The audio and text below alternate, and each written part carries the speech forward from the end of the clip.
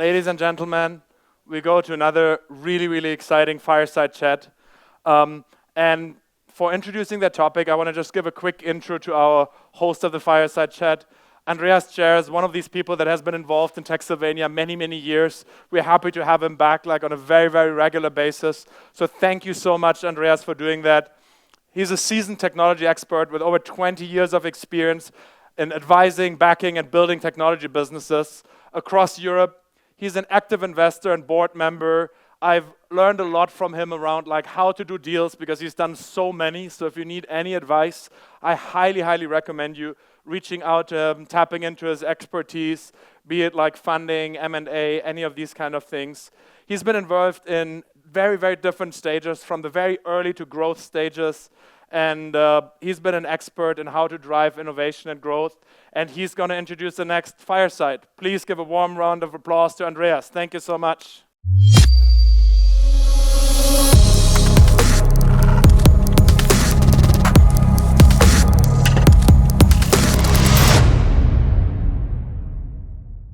Okay, so let me introduce the real main act, which is Suthen Thomas. Suthen Thomas, the Group Chief Technology Officer of Grab, is coming today from Singapore.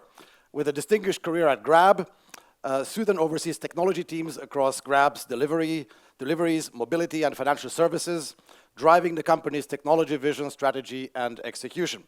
Since joining Grab at its earliest stages, which we'll talk about, Suthen has played a pivotal role in shaping the company's technological evolution.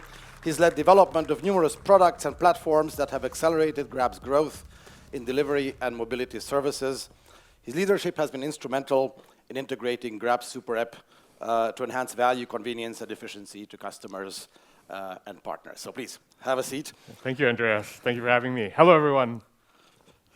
So let's go right back in time to the start. So when you first started Grab, Suthen, it was a startup operating out of a small storeroom with minimal amenities. Despite this very lean setup, what motivated you to join that team back in 2011? Yeah, it's an interesting story. So Grab actually started off named MyTaxi and was actually founded by two HBS graduates who kind of were friends, Huiling and Anthony. And they started it because there was a very real problem with taxi services in Malaysia.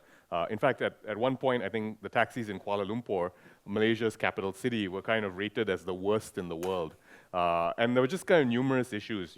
Tourists would get in and they would be charged 10 to 20 times what the actual fare should be. The driver would refuse to use the meter. They would charge you 100 ringgit, which is about 20, at that time it was $25 for a ride that should have cost you maybe $2 or $4. I seem to remember we noticed from Cluj as well. Yeah.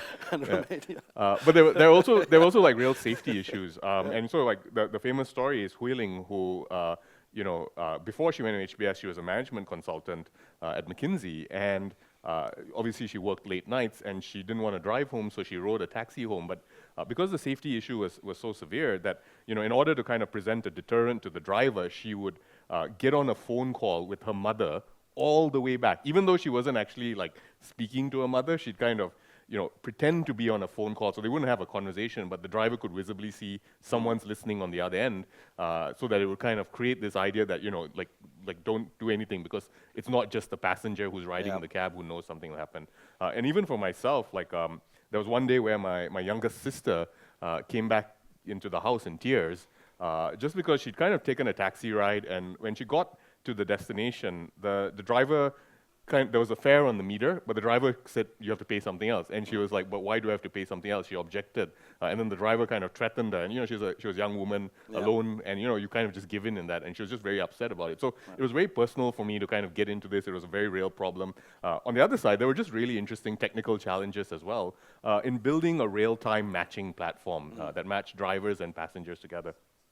Yeah, so, and jump forward 10, 12 years, Grab is this massive company with tons and tons of data, which of course is a wonderful and is the best playground of all for AI and for all the technologies that are associated with it. So what are your views currently? What is Grab's kind of views on incorporating AI technologies into your processes, into your systems currently? So, when we think about artificial intelligence, we don't treat it any differently from any other technology, or we see these as vehicles for innovation. So the first thing is the way we evaluate new technologies, in fact, just the way we evaluate any solution is working backwards from the customer. So we don't apply AI for its own sake. In fact, Grab is a very applied company, so we're really looking at like what is a quick way to solve our customer problems. And so we start with the problem that the customer has, and then we identify a whole class of solutions, right? Some of those actually sometimes are manual solutions or quick hacks we can get around. And then we might have also AI solutions in that solution set. And we might choose to elect for a short-term kind of manual solution first while we build, for example, a model to solve the problem. And then related to that, after we solve the problem, we don't kind of just stop there. We invest heavily in monitoring and evaluation of our solutions. One thing we do is we actually, even with models, firstly we have models that are competing with each other. So you have kind of the established and the challenger strategy, but also we have holdouts where we continue with potentially a rule-based approach or a heuristics-based approach, or sometimes even a manual approach to kind of just calibrate. So not AI for AI's sake. It's you choose the right application, the right solution. But having said that, just given the scale of the problems we need to solve, we have about, I think, at any given time about 1,000 models active in our production environment. It's one of the highest in the region in Southeast Asia. And it touches every part of the marketplace, everything from kind of determining pricing to predicting the estimated time of arrival to actually making sure your ride is safe, because we send telematics data up to kind of see what's happening in the ride and so on. So it touches every part of our platform, but we try to make sure we're always starting from a customer problem before we start investing in technologies like this. Great. Yeah, no, I mean, that makes perfect sense. So, as we know, in sort of today's world, AI is kind of often used loosely and can refer to all kinds of technologies and solutions like we just discussed. And to help maybe the audience better understand and also evaluate AI systems, what are sort of the key characteristics and components that define a well-designed and effective AI solution according to the CTO of Grab? Yeah. And I actually, for this one, I brought a slide along with me. Could we move to the next slide? And so maybe just kind of speaking through this. So for folks here who are kind of fans of Star Wars, there's that famous scene in The New Hope where Luke Skywalker is on the trench run, and there's a disembodied voice that Obi-Wan Kenobi says, "Use the Force, Luke." And in Grab, we say, "Use the feedback loop, Luke." And what we essentially try to do when we actually, you said something interesting earlier about kind of AI, right? And we found that term is being overused, and sometimes it helps with fundraising and stuff like that. But you really when you kind of want to look into what you're implementing, you want to make sure you're kind of more precise. And so what we kind of started approaching this space as is kind of describing this class of solutions and problems as auto-adaptive systems. And kind of what is that? It's actually just systems that automatically adapt to changing real-world conditions or user behavior in a continuous feedback loop. And the key part is the adaptation being automated and that it's a feedback loop. So you're evaluating your changes at any given time. And so this is kind of how we kind of look into architecting all our AI systems. And I think there's kind of two ways of looking at this. One is in the small, if you're building or solving for a specific problem, which is less ambitious. And then there's a kind of more ambitious project we're embarking on, which is to convert all of Grab systems into being part of the feedback loop. So the feedback loop you can kind of think of as, you have observations in the field, right? So you're monitoring what's happening in the real world. That's data that goes into our systems. So just for like a concrete example, we get about 500,000 GPS pings a second across the driver and consumer network from the devices that are coming in. So evaluating what's happening in the real world, that gets stored as data. That data is an input into a model, but it doesn't have to be a machine learning model. You could also have a rule-based model that kind of makes some prediction, recommends some action. That action is translated into the real world, monitor, rinse, repeat, right? You continue in that loop. And for example, we use this in the small. One example is for our, our estimated times of arrival. So when you book a ride, you want to kind of look at the time it takes for the driver to get to you, how long it's going to take for you to get to the destination. And we have to make some predictions. We have to make some assumptions. What is the speed on the road going to be like? What is the traffic conditions? But also, what is the route that the driver is likely to take? We might have some belief that the driver is going to take a certain route, but the driver might take a different route. Now, let's say after that ride is done, or after some point we go, actually, what happened? We said 15 minutes, but it took 20 minutes, right? Yep. That input, that error gets incorporated in the model and automatically kind of updates the model to perform more accurately in the future. So that's kind of how we approach these problems. And we use this, therefore, to kind of observe everything that happens in our marketplace and kind of improve the behavior of the marketplace there. Yeah, it makes perfect sense. I mean, it's like reinforcement learning was created for Grab, or Grab was created for reinforcement learning. Yeah. I mean, and for those who are familiar with like reinforcement learning or control systems, like this slide will kind of make will be very familiar to them, and we kind of lifted the concept from there. But it's kind of been a mental model we apply. The big version is actually that all of Grab should kind of work this way, where data from one part of Grab, because it's a very large organization. We have financial services, we have food delivery, we have ride hailing. How can we kind of get data to be democratized and used without high coordination costs across the organization? Yeah, good. So, you've done this obviously for the better part of the last decade, and so looking back now, what are the sort of key lessons? What are the dragons that you've slayed? What are the things that you may have approached differently? That could maybe help others in the audience to accelerate their own AI journey, and maybe what's helpful is to talk about the dragons that are slaying us now, and we're trying to slay. I'd say three things, right? The first is treating data as a product. The second is really kind of investing in signals collection, and the third is really good software engineering principles. And kind of, I'll tell you, kind of that's in order of greatest to kind of least regret, but they're all kind of regrets. The first, in terms of treating data as a product, is actually a big one for us. And maybe it's for those who are familiar with the concept of a data mesh, that this is kind of where the lesson comes from, which is, there's two ways of looking at data. In some ways, it's looking at it like a product, but typically, or at least in our journey, we looked at it as a byproduct. And let me explain what that means, right? If you build a feature, something that's in the UI that you're going to show to your end users, there's very clear and robust processes for getting that done. You have a feature spec, engineers build it, you check, whether it matches up in the spec. You either do it automatically or with a QA team. You release it to production, users give you feedback. If you break it later, most companies hopefully have a robust process to go, oh, it broke, let's go fix it, and so on, right? That's kind of well-defined, and Grab, it was quite well-defined for us. But data is kind of treated completely differently, right? It does not have those processes. It does not even have that mindset. Let me give you an example. Let's say you're building a feature to just go a screen where you order food from, right? And what you do is, the engineer would go, okay, like we build a screen, then in the back end you have an order record that gets created, and the purpose of that record or that data is purely to facilitate delivery of that feature.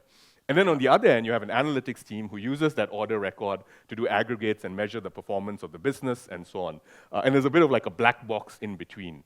And that works if that's all you want to do, but even then it doesn't work that well. But when you start looking into things like machine learning, where you want to use this as features, right? And a different example would be, let's say you have that screen where you have that button where someone clicks that button, and that button is recorded as an event that's incorporated into the training data of a model. Yes. Now, let's say that clickstream, the engineer who's kind of working on the feature doesn't know that clickstream is actually being used for a model.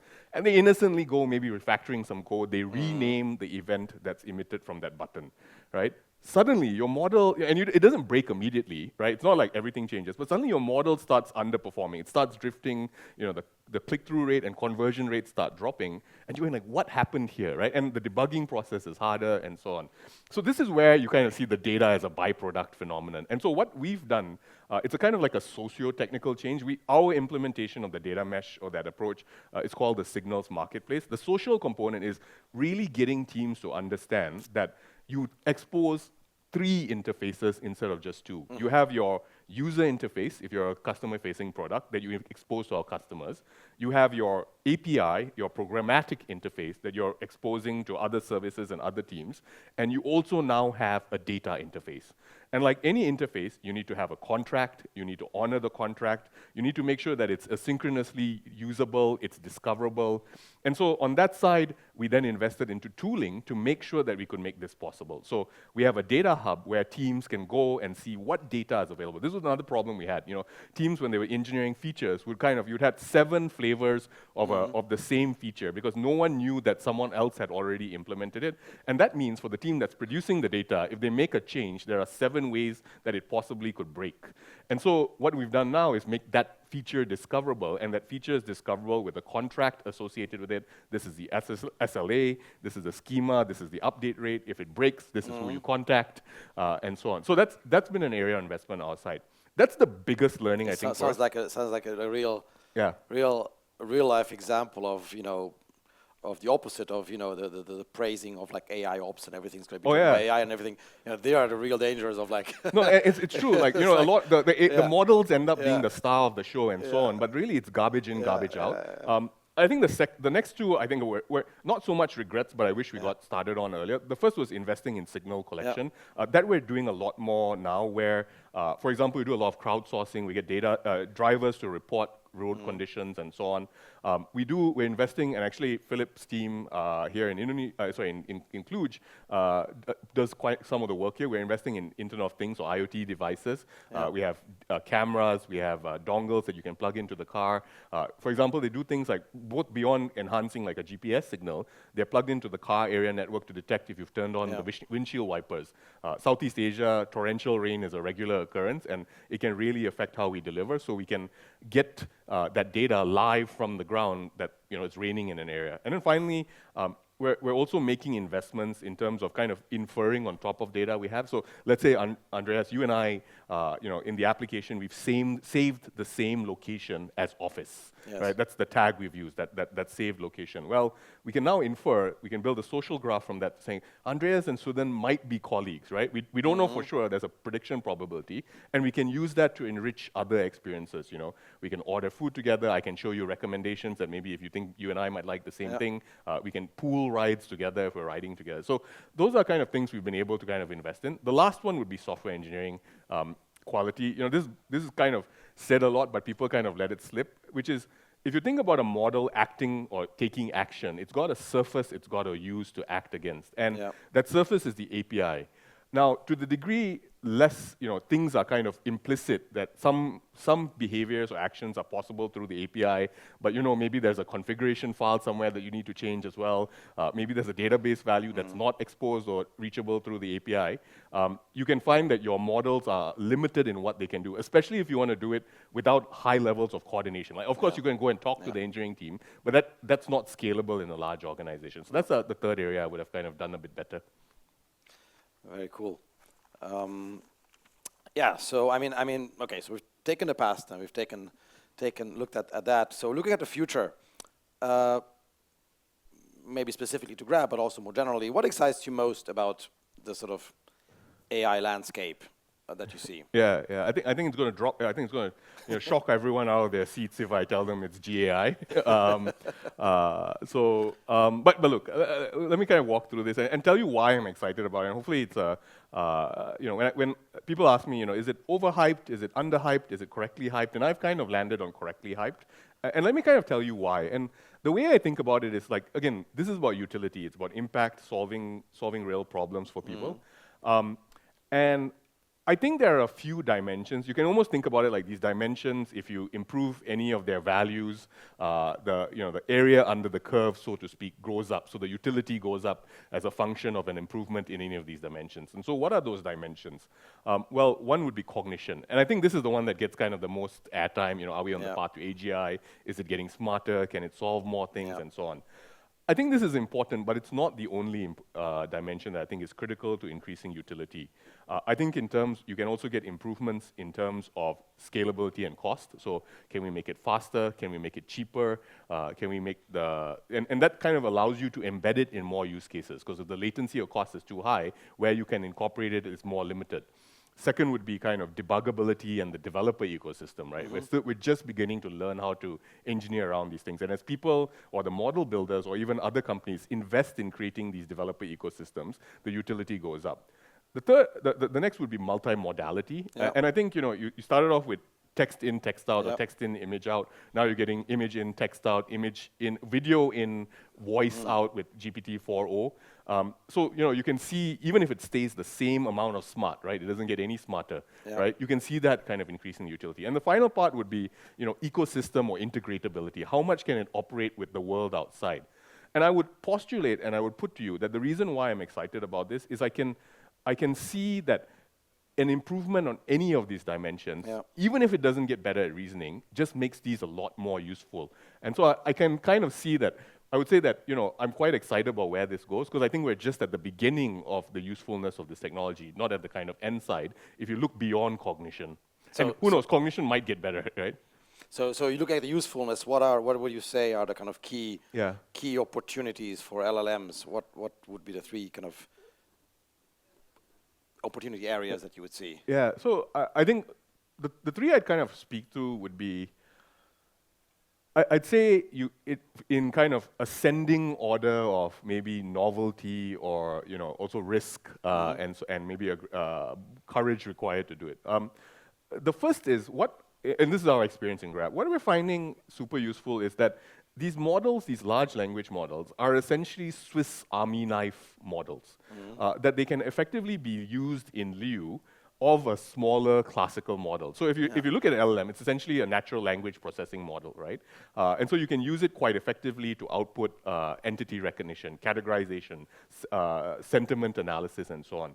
But beyond that, we're finding it to be useful as a kind of general reasoning, but reasoning in a more loose sense, like common sense engine, right? And let me explain. So we build our own maps. We do that here also out of Cluj, right? We rely on our own mapping stack, and as part of that, we capture imagery from the ground, and we need to convert that imagery into rules that are applied onto the map. So let's say you see, people and signs, there's a theoretical world in which they use and there's a real world in which they use, right? Someone sticks a no entry sign onto a fence, and that fence is enclosing an area, right? And you have an image of that.